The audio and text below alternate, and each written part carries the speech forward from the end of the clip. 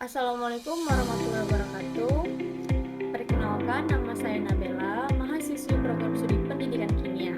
Dan pada video kali ini, saya akan membahas tentang administrasi kurikulum pendidikan. Nah, topik ini penting karena dari sinilah arah kegiatan belajar di sekolah bisa teratur. Jadi, administrasi kurikulum itu bukan sekedar soal jadwal atau dokumen saja, tapi tentang bagaimana sekolah mengatur seluruh proses belajar supaya berjalan dengan baik, terarah, dan mencapai tujuan pendidikan. Pengertian umum administrasi kurikulum. Nah, secara umum, administrasi kurikulum adalah kegiatan yang mengatur dan mengelola seluruh proses pembelajaran, mulai dari perencanaan, pelaksanaan, sampai evaluasi. Jadi, administrasi kurikulum ini mencakup 3 hal. Yang pertama itu perencanaan, yaitu merancang isi dan arah pembelajaran. Yang kedua, pelaksanaan, dengan menjalankan pembelajaran sesuai rencana. Dan yang ketiga, pengawasan serta evaluasi, yaitu menilai hasil dan melakukan perbaikan. Tujuannya, agar kegiatan belajar mengajar itu berjalan terkoordinasi antara guru, siswa, maupun pihak sekolah. Tanpa administrasi yang baik, proses belajar bisa jadi tidak terarah. Misalnya, jadwal itu bentrok, bahan ajar tidak siap, ataupun tujuan pembelajaran itu tidak jelas. Nah, selanjutnya itu fungsi administrasi kurikulum. Yang pertama, perencanaan kurikulum, yaitu menentukan mata pelajaran, kompetensi, dan kegiatan pembelajaran. Yang kedua, menyusun kalender akademik dan pembagian waktu belajar. Dan yang ketiga, menyesuaikan isi kurikulum dengan kebutuhan masyarakat dan dunia kerja. Nah, menurut Suryo Subroto 2004, perencanaan kurikulum harus disusun secara sistematis agar pembelajaran berjalan sesuai arah dan tujuan pendidikan. Perencanaan kurikulum itu seperti membuat fondasi. Nah, dari sinilah arah pembelajaran ditentukan.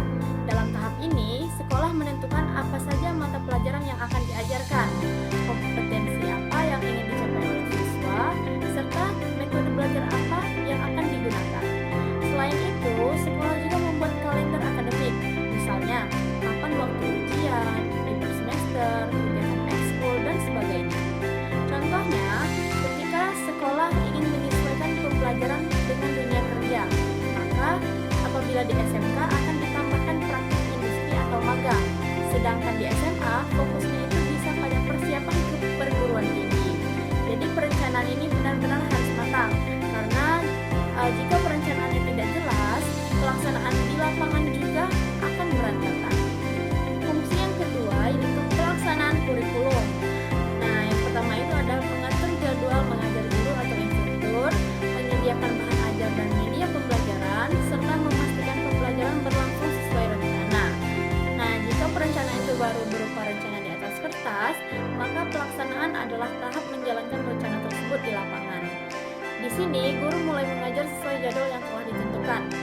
Misalnya, guru kimia mengajar kelas 10 setiap hari Senin di jam 8.00 dan guru biologi di jam berikutnya. Sekolah juga perlu menyiapkan bahan ajar seperti buku, LKS, media pembelajaran digital, ataupun alat praktikum. Contohnya, ketika guru itu membuat RPP atau rencana pelaksanaan pembelajaran, itu juga termasuk bagian dari pelaksanaan kurikulum. Nah, begitu juga dengan kegiatan belajar di kelas, diskusi, praktik, di laboratorium, ataupun pembelajaran berbasis proyek, semua itu adalah wujud nyata pelaksanaan kurikulum. Jadi, fungsi yang terakhir ada pengawasan dan evaluasi kurikulum, berupa menilai pelaksanaan pembelajaran oleh guru, menganalisis hasil belajar siswa, dan melakukan revisi atau inovasi kurikulum berdasarkan hasil evaluasi.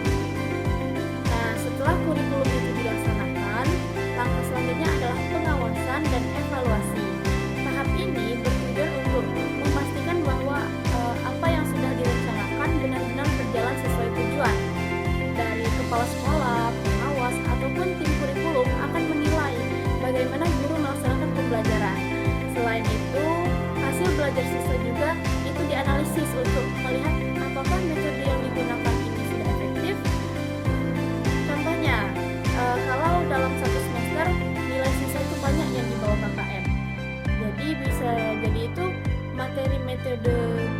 pembelajarannya perlu diperbaiki, maka dilakukan revisi atau inovasi kurikulum.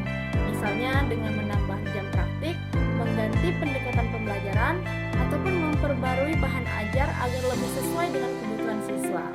Nah, inti dari administrasi kurikulum yang pertama itu membuat kegiatan belajar lebih terarah dan efisien. Yang kedua, menjamin semua pihak terkoordinasi dengan baik dan membantu mencapai tujuan pendidikan secara optimal. Terakhir, kesimpulan. Jadi, administrasi kurikulum ini berperan penting dalam mengatur seluruh kegiatan pembelajaran agar berjalan terarah, efektif, dan sesuai tujuan pendidikan. Nah, melalui proses perencanaan, pelaksanaan, serta evaluasi yang baik, sekolah dapat memastikan mutu pembelajaran terus meningkat. Bagi kita sebagai calon pendidik, memahami administrasi kurikulum ini sangat bermanfaat karena membantu kita dalam merancang, melaksanakan, dan menilai pembelajaran secara profesional. Pemahaman ini juga menumbuhkan tanggung jawab, kemampuan berinovasi, dan kesadaran